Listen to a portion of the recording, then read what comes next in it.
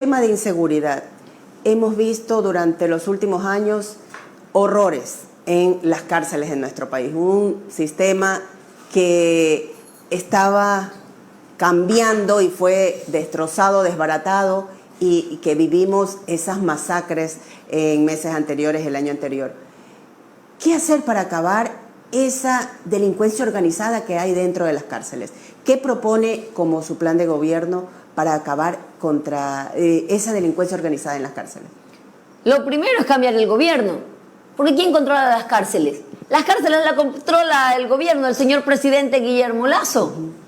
¿Por qué? Porque las cárceles están a cargo de la SNAI. La SNAI le corresponde al presidente de la República. Mire, a la cárcel, y lo digo porque yo he entrado a la cárcel de La Tacunga a visitar a mis amigos cuando han estado ahí, perseguidos políticos. Usted no puede entrar con aretes, no puede entrar con cordones en los zapatos. Y si usted no puede entrar ni siquiera con aretes y cordones en los zapatos, díganme cómo hacen para ingresar armas de corto y largo alcance.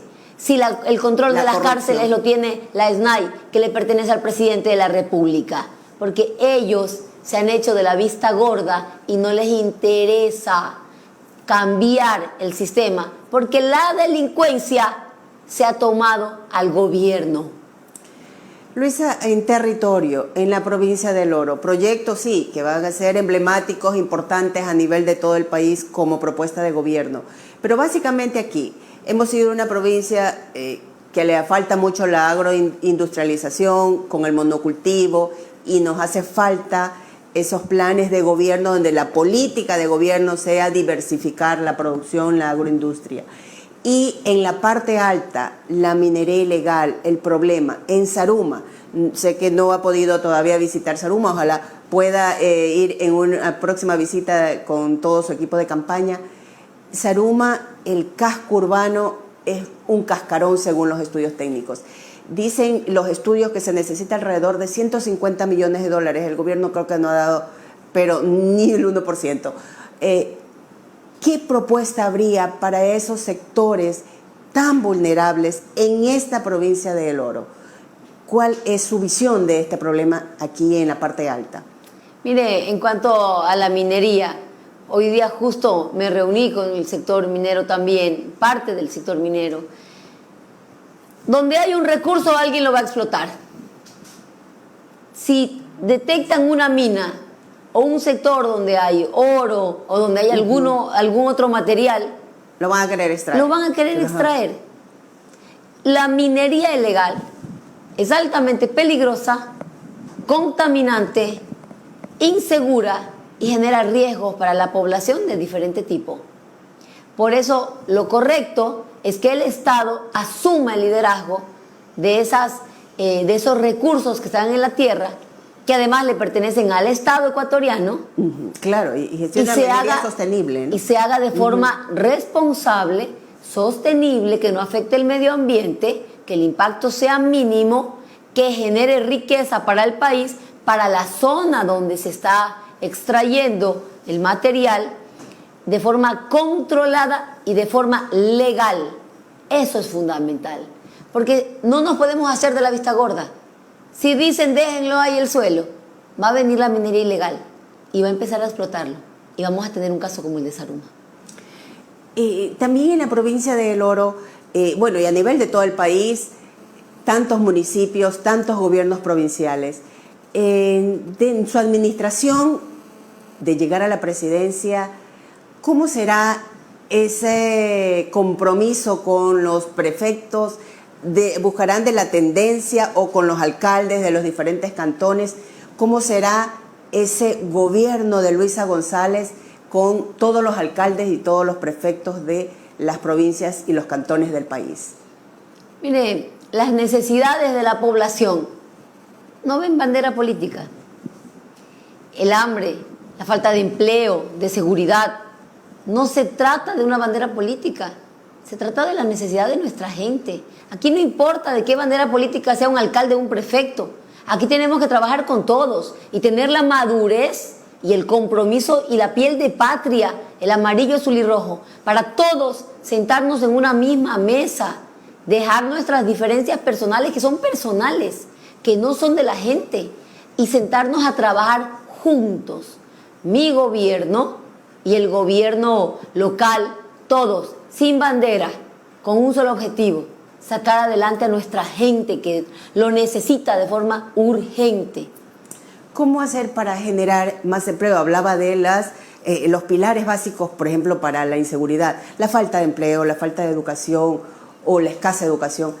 ¿Cómo generar más empleo? ¿Qué proyectos planteados desde su plan de gobierno? Mire, lo primero va a ser la inversión pública de calidad, que ya la hicimos. ¿Qué necesita el país ahorita? El país necesita maestros, porque hay que volver a potenciar esas unidades del milenio que las dejaron destrozar, las dejaron acabarlas. Necesitamos maestros para que nuestros niños vuelvan a las aulas de clase. Necesitamos aumentar el presupuesto en educación, las becas, que vuelvan a las universidades. Esa inversión pública de calidad, obra pública que genera que la manda empleo. Además la Constitución, va a empezar a generar empleo. Las carreteras están destrozadas. Esa obra pública va a empezar a empujar la economía, y al mismo tiempo también empezamos a empujar al sector productivo, al privado. Y ese sector privado que requiere créditos productivos, que hay que revisar, el tema de la CFN, que la unieron con Banecuador en un descriterio absoluto. Créditos productivos, empezar a ver mercados a los que puedan exportar, ver cuáles son sus problemas en cuanto a impuestos, aranceles, para que empiece a dinamizarse la economía. Cuando aumentas el consumo, aumentas la producción. Cuando contratas médicos, maestros, cuando empiezas a construir, empiezas a aumentar el consumo y empieza a dinamizarse la economía. Y el Estado también recibe, porque todo eso paga IVA. El señor que se va a ir a tomar una cerveza, gracias, también está pagando ahí su impuesto, claro, y eso va a las arcas del Estado. Claro, los negocios pequeños, todo se empieza a mover. Y otro punto es que el dinero sí lo hay, pero no saben invertirlo. ¿Qué está pasando con la ejecución presupuestaria? Todos los años vemos que los ministros no están ejecutando los presupuestos, probablemente por dos razones. La una, incapacidad. No saben cómo hacerlo. Son gente que jamás ha sabido cómo manejar el sector público. Y la segunda, muchos tienen miedo de firmar contratos. Muchos tienen miedo de ejecutar el presupuesto en las necesidades de la población. ¿Por qué?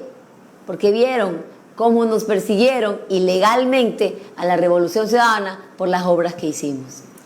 ¿Dónde priorizaría mayor inversión en su gobierno? Empezamos por lo que es la educación, por la seguridad, infraestructura, salud. Necesitamos urgente poner medicina en los hospitales. Se nos mueren los ciudadanos con una enfermedad porque no tienen acceso a medicinas. Mire qué ha pasado, los niños enfermos de cáncer. Y digo esto porque trabajé con este sector. Los niños no les daban cita en el hospital. Los médicos en el desempleo, ¿no? Como no había médicos que lo atiendan, no le daban cita en el hospital.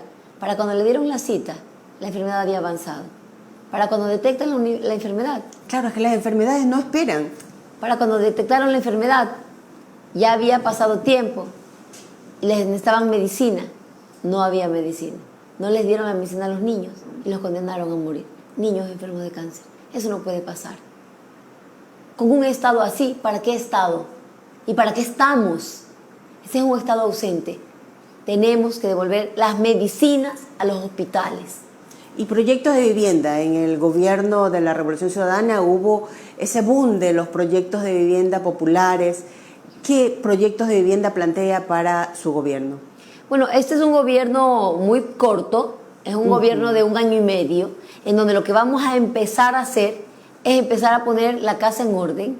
Vamos a empezar a acomodar las finanzas, a devolver la salud, la educación, la seguridad, que es lo primero, la economía, que funcione para la gente, que no estén los recursos financiando bancos extranjeros, que estén aquí para reactivar el sector productivo. Vamos a empezar por allí y luego iremos viendo los proyectos de vivienda que en su momento se hizo con el Midubi, que dio la posibilidad a miles de familias de tener una vivienda propia. Habló de el